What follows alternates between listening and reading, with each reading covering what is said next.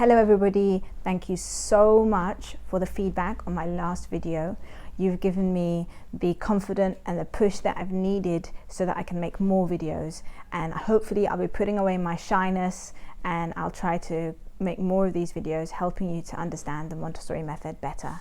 So one of the questions that I got on last Friday's Montessori Q&A was how can we tell if a Montessori school is in fact an authentic Montessori school?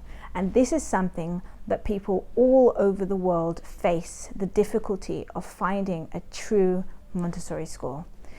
Montessori does not have a trademark. There isn't a license associated with using the name. Anybody, anywhere in the world with any kind of training can in fact open up a Montessori school and call it Montessori. There are, in America and in the UK, there are Montessori accreditation boards that will go and accredit Montessori schools, and they will give you the guidelines for how a Montessori school should be like. If you are in one of those countries such as America or the UK, I do recommend that you ask the school if they have accreditation. But in places like Malaysia, where I am, there isn't actually any accreditation board, and there isn't any way to tell whether Montessori school is authentic or not, unless you actually go and visit it and see it yourself. So in this video, I want to give you 5 points for you to look out for when you visit a Montessori school. And if you see all of these 5 things, then hopefully that Montessori school will be authentic and will be offering your child a true Montessori experience. So the first point that I want you to look for is, as soon as you enter the classroom, I want you to scan the Montessori environment and see whether it meets the following criteria. The Montessori prepared environment should always be clean. When you enter the preschool, you should look at it and you should feel, oh wow, this place is really clean. It should always be clean during the session, before the session, after the session. Everything should be neat and tidy. Every single piece of material, every single activity should have a very specific place on the shelf, and the materials should be laid out in sequence according to the Montessori curriculum. So your first impression should be that it's clean, that it's organized, that everything is neat and tidy. And even if the children are there, you should be observing that the children are putting things back in the right places. They're doing things like pushing in their chairs, and even the children are maintaining the cleanliness. Do look at the floor. Is the floor messy and dirty, or is the floor clean? Because that will give you a good indication as to whether the Montessori principles are being implemented properly in a classroom. Have a look at the materials. Are the materials that are displayed on the shelves the real, authentic, proper Montessori materials? There shouldn't be anything plastic. There shouldn't be toys. There shouldn't be anything that's not made from real material. So take a look and see. Are the practical life materials, like the jugs and the cups, are they made from glass, or are they made from ceramic, or are they metal, or do they have plastic things there? Take a look at each of the materials and then see, are they real, child-sized, purposed materials that are arranged for the children to use, or is the school putting out plastic materials and a variety of toys so that the children will be able to play with them? Because if you see those, then most likely the Montessori philosophy is not being implemented fully. So that's the first thing. Have a look at the prepared environment. Make sure it's clean, make sure it's neat, make sure everything has a place, and make sure the materials that are being used are real Montessori materials and there aren't any plastic or toys or things like that available for the children. The second thing you want to ask or look out for is that the classroom has a mixed age group. So traditionally in Montessori schools, children will attend the same classroom from the age of 3 to 6 years, and then in elementary it will either be from 6 to 9 years or 6 to 12 years. So have a look and ask the school, do they offer the full range of mixed age classes? Do they allow the children who are from 3 to 6 to be in the same classroom? This is a really, really important point, because one of the ways that we get the success through the Montessori method is by having these mixed age classrooms. There should be approximately a third of the children who are 3 to 4 years old, another third who are 4 turning 5, and another third who are 5 turning 6. So there should be the full range. If you go to a school and they only have, let's say, 3 and 4 year olds, you know that the child is not going to get that full Montessori experience. This mixed age group is really important, because not only do the children get to socialize with children of different ages, but the older children will be able to mentor the younger children, and the older children will begin to develop teaching skills. And you know, there are many research that shows us that if a child is able to teach something to a younger peer, then it means that they've really mastered that concept that they're teaching. Another thing is, the younger children will have the older children to look up to. It gives them a sense of vision of how they want to learn and develop. And they'll often be observing the older children and learning from them. So that mixed age class creates this healthy social dynamics that is necessary for the Montessori classroom to operate in the correct way. I do know that in some countries, such as England, it's really, really difficult to have the whole mixed age range, because most children will go into school at the age of 5. But in many countries, such as Malaysia, children don't start school until the age of 7. So it's perfect to have that mixed age classroom. So when you visit a Montessori school, observe their classroom and check, do they have that mixed age range? The third point I want you to look at is the schedule of the classroom. All Montessori schools should offer children a 3-hour uninterrupted work cycle. This is 3-hour period in which the children will have to work in the classroom without any interruptions. That means they do not take a break for snack, they don't take a break to go outside, they don't take a break for sports or any other subject. They just are in the classroom and are able to freely choose any of the materials in the environment that they wish to work with. During the work cycle, usually there'll be an open snack, so children are able to get snack at any time, either in groups of 2 or 3, depending on who wants to have snack at that time. But there would never be a time that everybody stops working and everybody has snack at the same time. That's not really what happens in an authentic Montessori school. So look at their schedule. Do the children get at least a 3-hour uninterrupted work cycle where they can choose to work with whichever materials that interest them? If they do, then it's very likely that the practice in that school is going to be authentic Montessori. The next thing I want you to consider is whether the children have individual planning and individual presentations.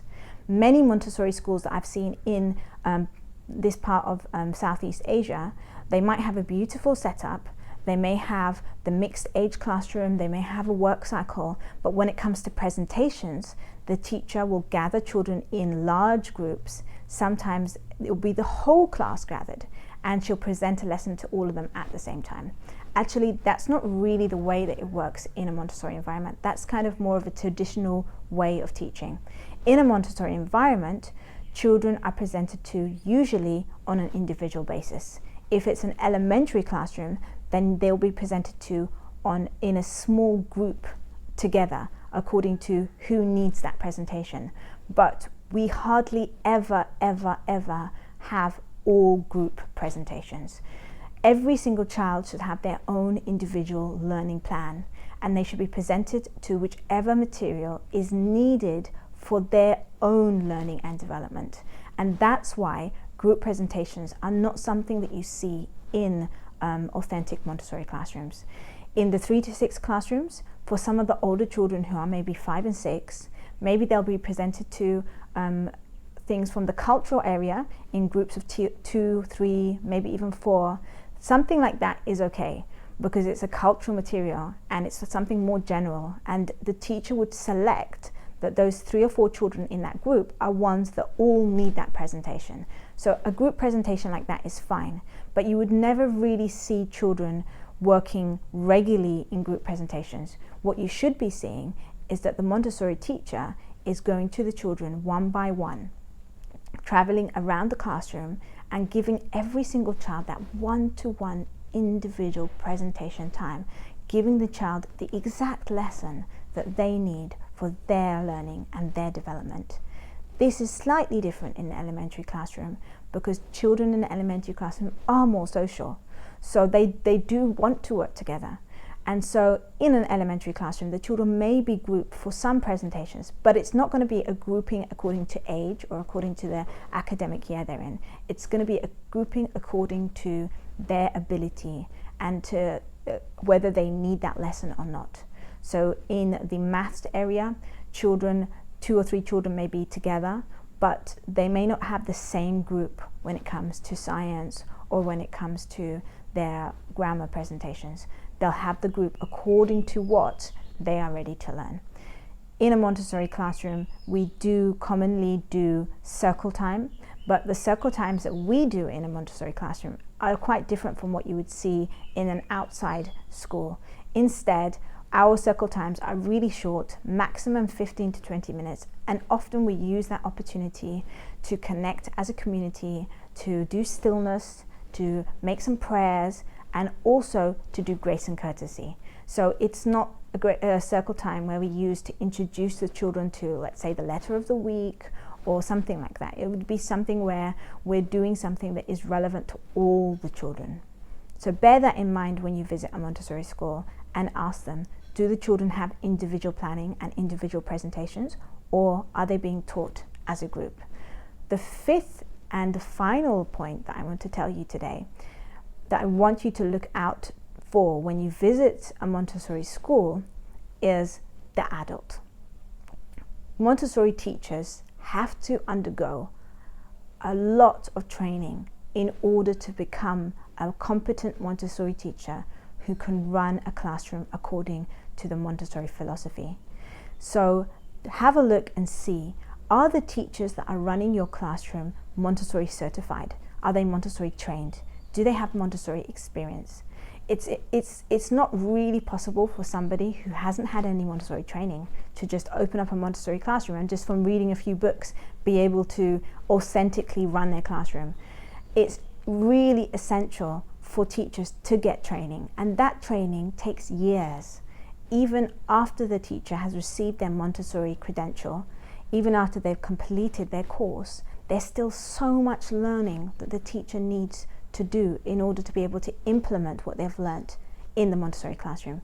Every single child is different, so every single child the Montessori teacher meets, they're going to have to study and adapt how they use the philosophy so that they can help that child reach the best that they can. So have a look at the Montessori teachers training. In places like Southeast Asia, it can be really tricky and difficult to have all your teachers trained. I know that as myself, because in my school, not all of my teachers have completed their Montessori certificate, but you want to check that at least they are undergoing Montessori training. So if they're not fully trained, are they undergoing Montessori training? And make sure that at least the head of the school, at least there's one person in that school team that is fully Montessori certified, so that they have that knowledge, they have that training, and they're able to make sure that the philosophy is implemented properly. So have a look at the teacher's certification. Are they trained? And also, when you visit the Montessori classroom, I want you to scan the classroom and see, is the teacher the prominent one that you notice all the time in the classroom? Or is the teacher somebody who can be at first quite hard to notice? Because the Montessori teacher should not be the one that is active in the classroom, actively giving lessons in the forefront, showing the children everything. It should actually be the children who are working independently and the children who are using the material. So the active ones should be the children, and the Montessori teacher should be the passive one, who's sitting back, who's observing the children, who's watching, and then at the right moment, when she sees an opening to present to a child, then she will go ahead and she'll engage and present to a child. So have a look around your classroom. Is the Montessori teacher somebody who's standing out as someone who's in control of the classroom and the kind of loudest one in the classroom? or is the Montessori teacher kind of hidden in the background, doing her work quietly? Because that's how Montessori teachers should be. So also have a look and see, is that Montessori teacher doing the individual presentations, or is she working with children, bringing them together in large groups and giving one lesson to many children at the same time? So consider that when you visit a Montessori school. So if you are looking for an authentic Montessori school for your child anywhere in the world, you can consider these 5 points: the prepared environment, the mixed age range of the children in the classroom, the 3-hour work cycle, the individual presentations, and the Montessori adult. Have a look at these 5 things, and if what I've mentioned in this video is in place, then hopefully your child will have a really wonderful Montessori experience in that school.